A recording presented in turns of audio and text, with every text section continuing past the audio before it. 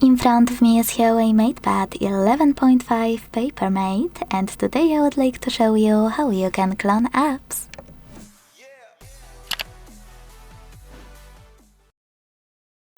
Begin by opening Settings and scrolling to click on this section called Apps and Services.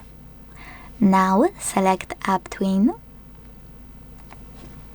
Click on the switcher next to any available app you wanna clone and wait. Then tap on Home button and look for your cloned app. As you can see, mine is over here, which means that Snapchat was successfully cloned. If you ever wanna delete this clone, you can always go back to the same section in Settings and use No Blue switcher to get rid of it. This time though, you need to confirm your choice in the pop-up by hitting Close.